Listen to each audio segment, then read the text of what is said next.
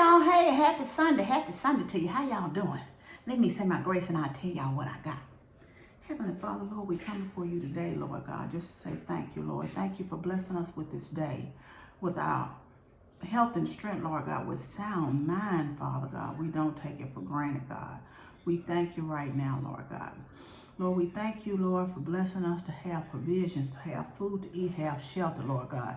Have clothes to wear, have jobs to go to, Lord God, transportation to and fro, Lord God. We thank you because we know we could be one of those who are struggling right now in a time of crisis, Lord. Those that are struggling, Lord God, to keep the necessities that they need in life, Lord God. We ask you to bless them, Lord God.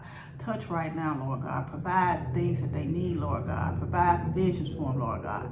Be with them, Lord God, and help them to come up and move over the hump, Father. We just thank you right now, God, in advance for any blessings that you've already gave us. We thank you for any blessings that we have coming our way, Lord God. We thank you.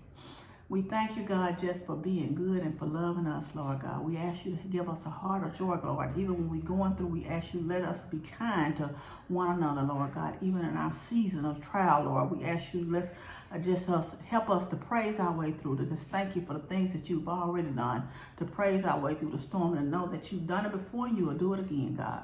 We thank you again, Lord God, for the food we're about to receive, for the nourishment of our body. In Christ's name, amen, amen. So today, y'all, if y'all saw my little thing yesterday, you know, I bought these little pork chops at the at Sprouts and the cabbage. And I hadn't had a corn on the cob since Thanksgiving. So I got the little mini ears of corn on the cob and I decided to throw those in the, I put 3 in there to boil. So my daughter says she wants one. I might have one for leftovers tomorrow. Because, you know, sometimes you just have a good taste for a corn on the cob. I've been saying I wanted a seafood bowl because I haven't had a seafood since I moved in the house. So, and that's been, we moved in October. I think the last time I had some seafood was back in September. So it was before I actually closed on the house.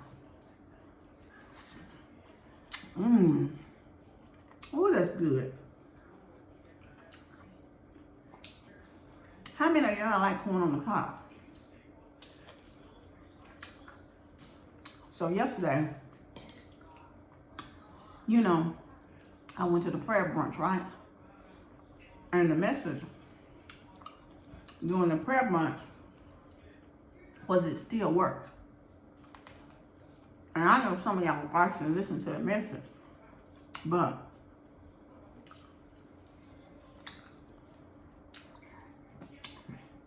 back at our table, we was just talking. And I talked with Jenny, one of my friends today, and we were talking about how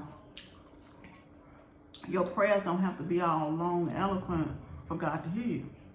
It's just a conversation, and sometimes you can just make a mention to God, I need such and such. I need you to move in my life in such a way. God hear you. And trust and believe. He will come through. And my friend, we were just giving a testimony about not limiting God and believing and trusting Him and standing on your faith. And so, oh, this cabbage is good. And she was telling me her testimony about how God blessed her with a job opportunity that she didn't even have to apply for. And that's how God works. You be playing in your head how something was supposed to work out. You be gonna lay it out how you think it's gonna work out. And God got a whole nother plan for you. But it's gonna bless you and meet you at your needs and above your needs if you just trust Him. And it's not always easy to have faith. And you know God can do it. But it only takes a little faith, a little bit of faith.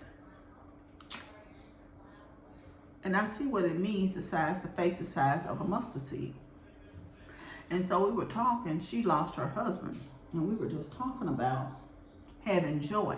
You know, in grief, she's still joyful, and sometimes just her being pleasant. And she was saying how people were coming and telling her how they uplift her, how she's uplifted her day.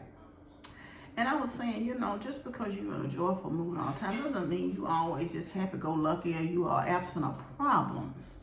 But sometimes you have to praise your way happy.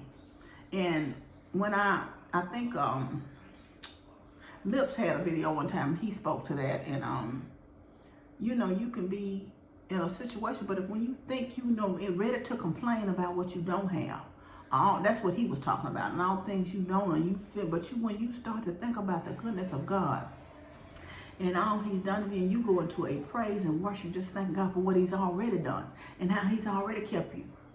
You might be going through a struggle again, but you start just praising and being thankful for, okay, God, I woke up this morning. Lord, I thank you. You started in that praise. You can't help but be joyful. You know, sometimes your good morning or your smile is all somebody will hear from today. They might be coming from a house of hell. People in their house don't even speak and are decent and kind to them. And your joy and your uplifting, and just your smile to them may be the difference in their day. You just don't ever know. You don't ever know what your actions are and how you carry yourself will be a blessing to others. And we kind of talked about that, you know. I try to be as joyful as I can, and I try to treat people right. You know, I shouldn't walk around, I'll be in pain, and I may mention I'm in pain, but I don't let that pain wear me. You see what I'm saying? It's not going to wear me down. It's not going to take over my life. I'm in pain. I got to live with this pain, but I'm still going to have inner joy. I'm still going to keep my peace. So that's the thing. That's what I'm saying. And so people are bringing mess into you. That's why I don't tolerate people bringing a whole lot of mess to me. Because I'm like, I got enough going on. I'm trying to keep myself motivated, uplifted, and be happy, and try to be kind as I can to others. I don't have time for your junk and your mess. If you can't bring something to me that's going to be uplifted, and you talking about something good, and I'm not saying you can't vent, because you ought to be able to talk to your friends and vent and just out of frustration, but you know when somebody's venting out of frustration and somebody just being a clown and acting a fool about a bunch of nothing. So I just want to encourage y'all. It's so true. Trust God. Have a little talk with Jesus, because prayer most definitely still works. It still works. You know. And what man can't do, you can tell God anything. He ain't got no judgment on you. He's going to accept you as you are, because you're trying to fix it, because you're talking to him about it. And so that's what we talked about yesterday. When I was in there, my daughter mentioned it again this morning, that I didn't know. She just told me as a child. My friend, while we were at the prayer breakfast, was showing me where the young man, the young teenager had passed at the amusement park on the ride, had fell from the ride. And my daughter was explaining that he was a football player that was 300-something pounds. And I'll tell her, you know, I stopped riding rides years ago. For one thing, I'm afraid of heights. So my thing was, I realized that the rides that I like to ride, like my waterlog was my favorite. But I was like, if this thing get up here and get stuck up, this roller coaster get up here and get stuck, how am I going to get down? I'm going to be paralyzed in fear from the heights. So I said, it ain't worth it. It's just not. And so, how was y'all weekend? How's everything going with you this weekend? What you got going on?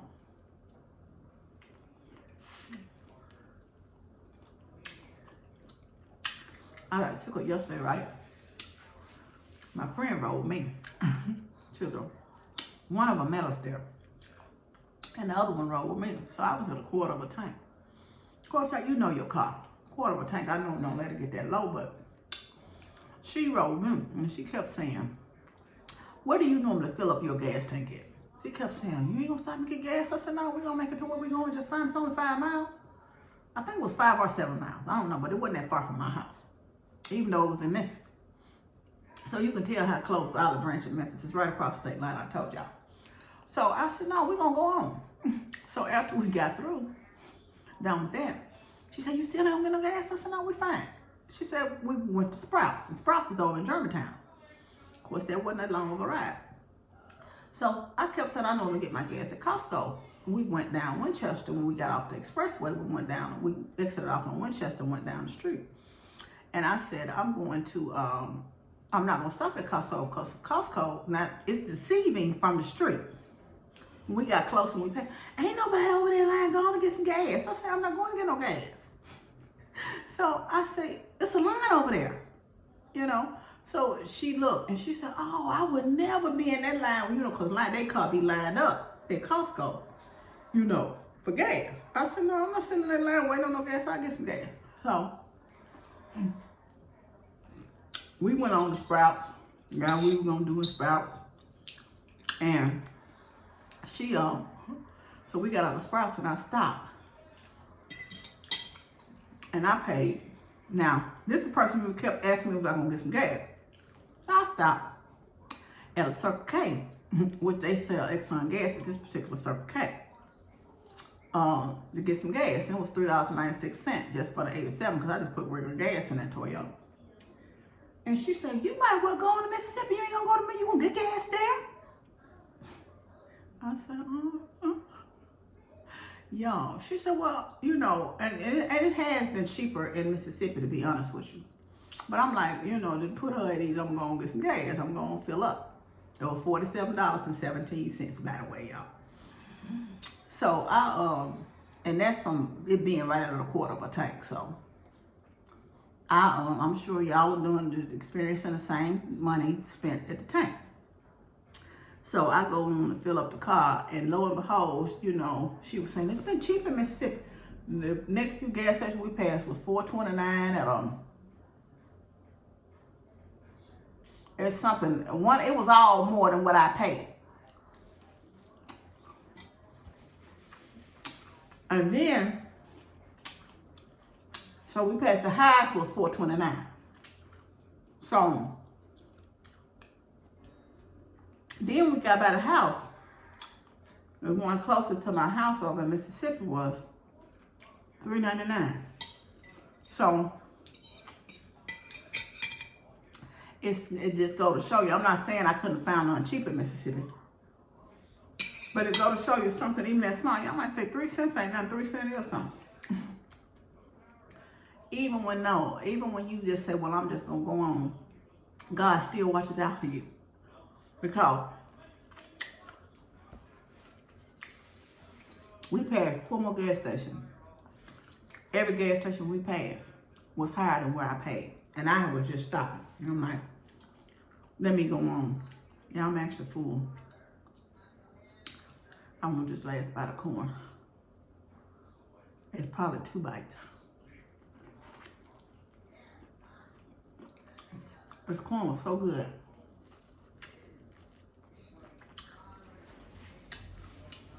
You know how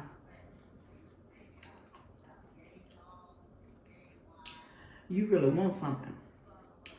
I will say this, y'all, that I don't know how I ended up, because I watch her from time to time. I do watch her, but I don't watch all her videos. But this morning, when I woke up, a dog was barking next door to some of my new neighbors. That woke me up. Y'all know I'm not a dog person, so that was like, that darn dog is what I see. Woke me up this morning. Well, I started watching a video after that because I couldn't get back to sleep. And it was B-Love that popped up, said she had gained 35 pounds. And I'm not speaking to her situation particularly because she was showing how to fix this tofu on this particular video. And ironically enough, I talked to her years ago, but this was even before my daughter was born. I worked with a vegan. Her name was Gail. And Gail used to tell me all the time, she said, I'm a vegan, but I'm the most unhealthy vegan there is. Now, I'm not saying this is effective to be low, because I think she's doing it the healthy way as far as juicing and all of that. But she said, I eat Suzy Q's, ding dong. She was just naming all this stuff that was so unhealthy. She said, I stay eating junk food. You know, so don't think just because somebody say they're vegan, that automatically abstains them from you know, being unhealthy, because it doesn't, you know. So you have to go the healthy route. Like I'm saying, you can be a meat eater and eat food and still be relatively, you know, try to eat as healthy as you can, because they say if you eat whole foods. Now, I still eat junk from time to time, and I've been leaning, doing too, a little bit overboard. If you ask me, even the sugar-free stuff and the low, that doesn't make it low calorie, and it doesn't make it necessarily healthy, but it does, you know, help you with the cravings and stuff if you get them, if you have a sweet tooth. And my friend, Auntie Flo, every time it's getting ready, I have the same symptoms. I crave sweets, I crave carbs and stuff like that. So I do eat that stuff probably more than I should during that time, but I'm saying you have to try to, if you can, just because you're vegan or vegetarian, still try to lean towards, you know, and it's not realistic to think you're never going to eat any treats or anything like that, but try to eat as many whole foods as you can. And that's what I had a talk to my dietitian about, because, you know, I've just been at a standstill. And we talked about that on Friday, about, you know, the fact that I have been eating a little bit more junk food, because I do keep up with what I eat. And, you know, that to cut out the junk. So I'm going to make an attempt to just not pick it up all next week and just see if it makes a difference. Pick up any kind of extra and just concentrate. You know, of course, I eat whole foods when I cook my meal. I don't eat a lot of processed stuff at all. And so I said, well, today, since I'm going to get back on that, I'm going to fry this pork chop, because it ain't nothing like a fried pork chop. So I did fry them a little shallow, shallow oil, because I told my daughter at first I was going to grill it, but I ended up, and I enjoyed it. It really was good. But anyway, y'all, I thank y'all for joining me. And like I said, it's almost 2 o'clock here, I think. I just got up. When I finally got up, this is my first meal of the day. I said, you know, I might as well just go and cook. There's no need me waiting and junking up, eating some junk, trying to find something quick to fill that void of eating. But anyway, I hope y'all had a good dinner. I hope you have a blessed and prosperous week. You know, and I just want to leave y'all with this. You know, don't be afraid to tell all your problems, all your secrets to God, because He'll listen. You don't necessarily have to share with anybody. You know, and like I said, you don't have to have the right words or have them flow correctly. If you skip something, mess something up, God knows your heart. He knows what's in your heart and what's in your mind. Just speak to Him. And I want to leave you with, most definitely, because I'm a prayer. I believe in praying, and I know that it works. I know that He hears me, and so prayer still works. I want you to know you're loved. I love you, but God truly loves you the most. Remember to always be kind to yourself and others. Be joyful and be blessed. And y'all have a wonderful, blessed, and prosperous week. Next week, great week at work. And guess what? I'll see y'all sometime or another during the week for something or something other. Love y'all. Bye.